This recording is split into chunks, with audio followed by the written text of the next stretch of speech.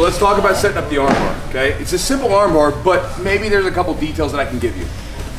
A lot of times it's not, if you watch, like, and again, we're kind of talking about competitions today. For some of you guys that are competing, it's not a lot of times complicated moves that win matches anyway. It's just pretty simple stuff. But there's some little details sometimes that maybe like we don't go over, maybe that you're missing. So let's take a look at the armbar. So if you can't see, everybody kind of come around here so I don't have to keep turning around. I'm a little more broken today than usual.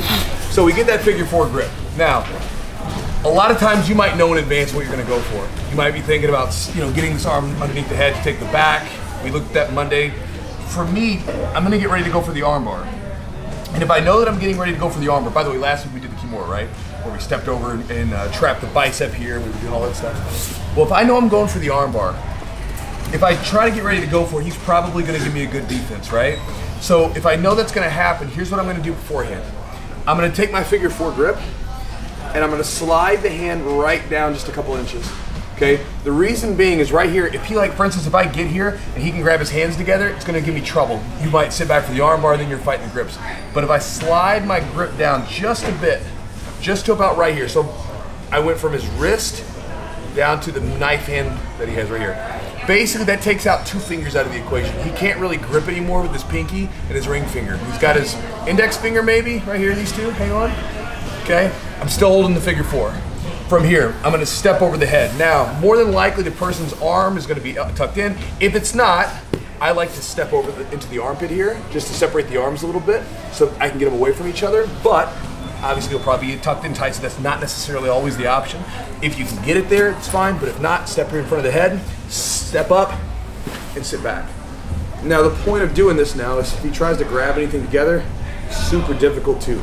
He's not going to be able to grab anything with that hand, okay? I used to have a buddy of mine, George. He had great defense with his arm bars, and I would always get into like the armbar position where it was like there and he had really good defense with him, and he would weasel his way out of it. So I started doing this kind of stuff where I would get my grip inside of his hand first before I set back to stop it before it started. Now, details on the finish right here. So again, if that's open where we can get this around, that's great, because then we're sitting back for the armbar and we're able to kind of separate the 2. If not, you can go in front of the face, that's perfectly fine. Now, when you get ready to go on this back side, I'm not sitting back and following, because if I do that in this situation, it's not the shotgun armbar. That's a different can of worms. This one's just a basic shin and armbar.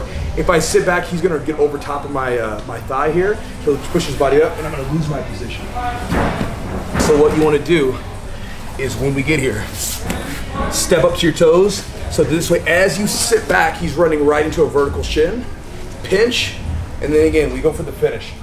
2 hands on the wrist, making sure the thumb's up. If it starts to go, especially if you're a guy, it starts to drive in a place you don't want to, just turn the thumb slightly off and drive it into your hip bone. So instead of going straight down here, just turn it a little bit off to the side. Okay. So one more time, I want you guys to add this in with the full movement. So the person gets the underhook. We step, rotate, get the catch. We decide we're going to go for the armbar, slide down to the knife hand right there, take away a big chunk of their grip.